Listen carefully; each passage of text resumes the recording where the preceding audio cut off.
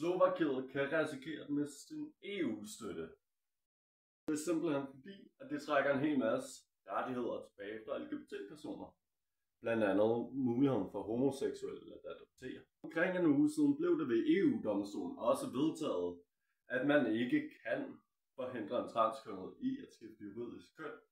Noget som Slovakiet stadigvæk prøver at gøre ulovligt. Det kan have konsekvenser for Slovakiets plads i EU-regi, og der er konsekvenser for deres økonomiske EU-støtte.